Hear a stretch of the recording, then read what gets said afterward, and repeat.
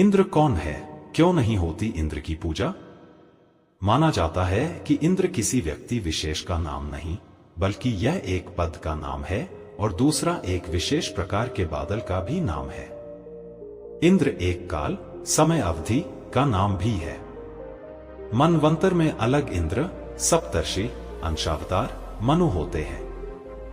नमस्कार दोस्तों, आपका स्वागत है तेरा सफर में। तो दोस्तों, इंद्र को सुरेश, सुरेंद्र, देवेंद्र, देवेश, शचीपति, वासव, सुरपति, शक्र, पुरंदर, देवराज भी कहा जाता है। इंद्र के कारण ही इंद्रधनुष, इंद्रजाल, इंद्रियां, इंदिरा जैसे शब्दों की उत्पत्ति हुई है। इंद्र को देवताओं का अधिपति माना गया है। इंद्र को उनके छल के कारण अधिक जाना जाता है। वैदिक समाज जहां देवताओं की स्तुति करता था, वहीं वह प्राकृतिक शक्तियों की भी स्तुति करता था और वह मानता था कि प्रकृति के हर तत्व पर एक देवता का शासन होता है। उसी तरह वर्षा या बादलों के देवता इंद्र हैं, तो जल, समुद्र, नदी आदि के देवता वरुण हैं। समुद्र मंथन से जो 14 रत्न प्राप्त हुए, उनमें से एक ऐरावत भी था। रत्नों के बंटवारे के समय इंद्र ने अत्यंत सुंदर और ऐश्वर्य युक्त दिव्य गुणों वाले ऐरावत हाथी को अपने लिए रख लिया था। ऐरावत चमकता हुआ श्वेत वर्ण का है। उसके 4 दांत थे, इसीलिए इसे इंद्रहस्ती अथवा इंद्रकुंजर भी कहा जाता है।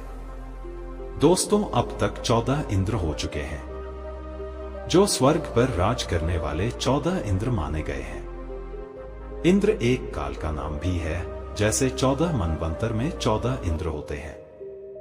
14 इंद्र के नाम पर ही मनवंतरों के अंतर्गत होने वाले इंद्र के नाम भी रखे गए हैं। प्रत्येक मनवंतर में एक इंद्र हुए हैं, जिनके नाम इस प्रकार हैं: यज्ञ, विपश्चित, शीबी, विधु, मनोजव, पुरंदर, बाली, अद्भुत, शांति, विश, ऋतुधाम, देवास्पति और सुचि। कहा जाता है कि एक इंद्र वृषभ, बैल के समान था। असुरों के राजा बलि भी इंद्र बन चुके हैं और रावण पुत्र मेघनाद ने भी इंद्रपद हासिल कर लिया था। दोस्तों, अब हम इंद्र का चरित्र और कार्य के बारे में जानेंगे। इंद्र को सभी देवताओं का राजा माना जाता है। वही वर्षा पैदा करता है और वही स्वर्ग पर शासन करता है। वह बादलों और विद्युत का देवता है। इंद्र की पत्नी इंद्राणी कहलाती है।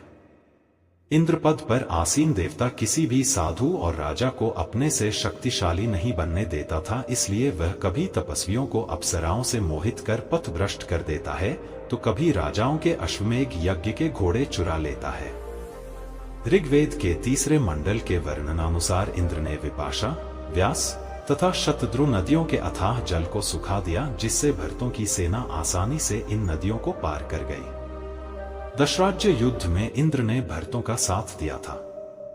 सफेद हाथी पर सवार इंद्र का अस्त्र वज्र है और वह अपार शक्तिशाली देव है। ऐसे माना जाता है कि इंद्र की सभा में गंधर्व संगीत से और अप्सराएं नृत्य कर देवताओं का मनोरंजन करते हैं। इंद्र की शक्तियां, इंद्र के युद्ध कौशल के कारण आर्यों ने पृथ्वी के दानवों से युद्ध करने के लिए भी इंद्र को सैनिक नेता मान लिया। इंद्र के पराक्रम का वर्णन करने के लिए शब्दों की शक्ति अपर्याप्त है। वह शक्ति का स्वामी है, उसकी 100 शक्तियां हैं। 40 या इससे भी अधिक उसके शक्ति सूचक नाम हैं तथा लगभग उतने ही युद्धों का विजेता उसे कहा गया है। वह अपने उन मित्रों एवं भक्तों को भी वैसी विजय एवं शक्ति देता है जो उसको सोमरस अर्पण करते हैं। इंद्र और वरुण नामक दोनों देवता एक दूसरे की सहायता करते हैं। वरुण शांति का देवता है, जबकि इंद्र युद्ध का देव है एवं मरुतों के साथ सम्मान की खोज में रहता है। दोस्तों, हिंदू धर्म में इंद्र की पूजा नहीं होती। भगवान कृष्ण के पहले इंद्रोत्सव नामक उत्तर भारत में एक बहुत बड़ा त्योहार होता था। भगवान कृष्ण ने इंद्र की पूजा बंद करवाकर गोपोत्सव, रंग पंचमी और होली का आयोजन करना शुरू किया।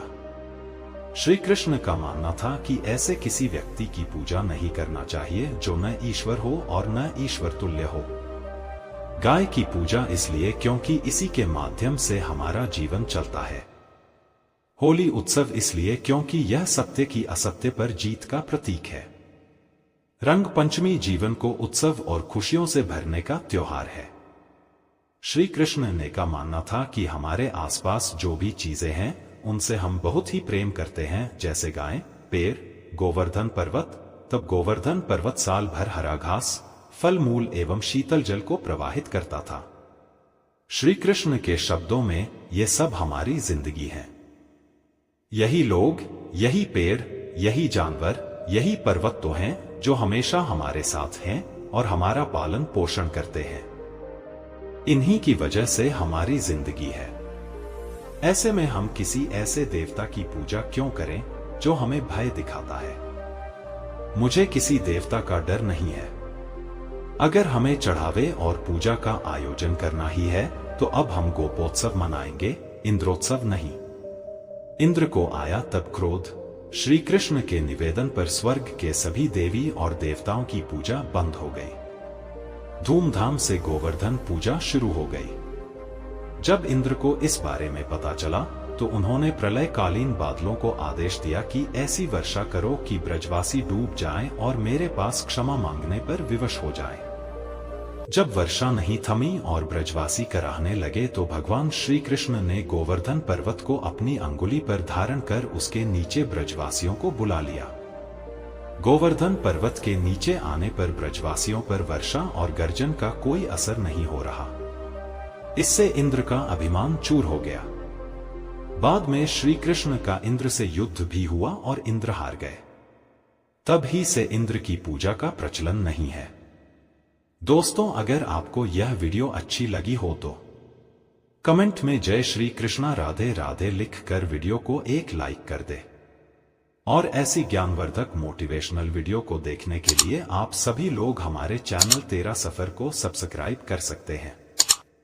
वीडियो देखने के लिए आप सभी को धन्यवाद।